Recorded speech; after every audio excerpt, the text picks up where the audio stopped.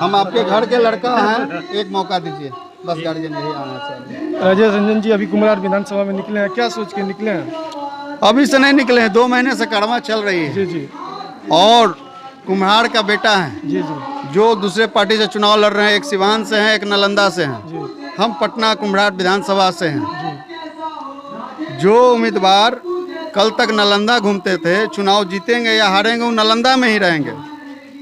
और जितनी भी पार्टी है, बीजेपी यहाँ से लगातार 30 वर्षों से जीत रही है। जी मगर बड़ा विडम्बना है, हमारे कुम्हार के जनता उनसे सवाल पूछ रही है। 73 साल हो गए देश को आज़ाद हुए।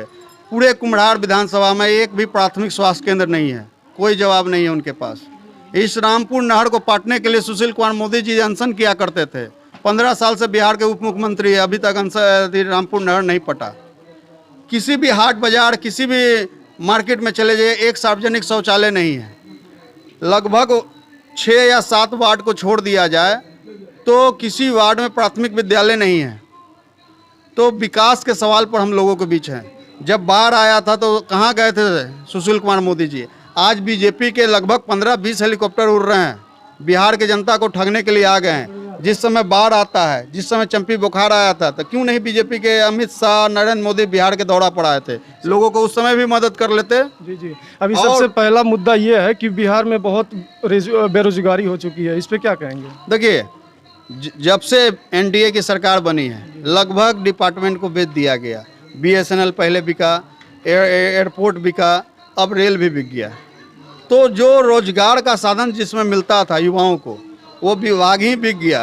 तब रोजगार कहाँ से मिलेंगे ना? हम तो युवाओं से पूछते हैं, जब नरेंद्र मोदी जी का बीजेपी का सभा लगता है तो आप लोग सवाल उनसे क्यों नहीं करते हैं? आप मन से उनसे पूछना चाहिए कि आपने पिछले बार घोषणा किया था, पहली बार 15 लाख का घोषणा किए, दूसरे बार आप बिहार की बोली लगाए, और इस चुनाव में क्या हो रहा है? विपक्ष 10 लाख की घोषणा करती है तो उनके बिहार के नेता उनसे सवाल करते हैं कि आप नौकरी कहाँ से देंगे और तनख्वाह उसको कहाँ से देंगे। मगर दूसरे दिन उनके पार्टी के केंद्रीय नेत्री जो केंद्र में आपको वित्त मंत्री हैं सीतारमण जी, वो आके घोषणा कर जाते हैं कि 19 लाख को रोजगार देंगे। तो वो कहाँ से रोजगार देंगे?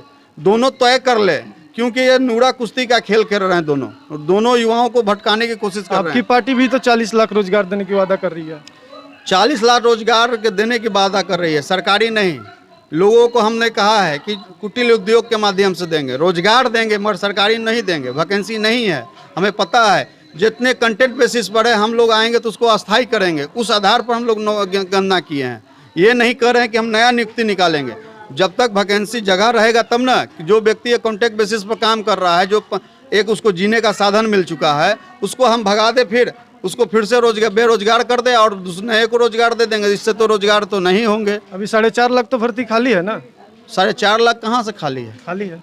इससे पहले भी पिछले, जैसे खेल प्रेमियों के लिए 2010 के चुनाव में नीतीश कुमार ने घोषणा किया था, वैकेंसी निकाला था। 10 के बाद 15 में चुनाव हुआ, तब भी तक वो सीट नहीं भरा गया। 15 में फिर उसी विज्ञप्ति को फिर से निकाला गया और इस बार फिर निकाला गया। 3 बार वैकेंसी निकल जाते हैं, मगर अभी तक ज्वाइनिंग नहीं होते हैं, न परीक्षा होते हैं।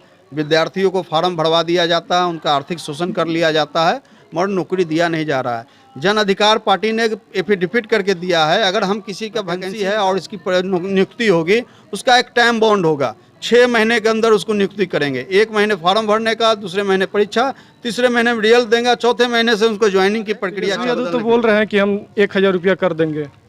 हम 3000 बोल रहे हैं जी। और हम करके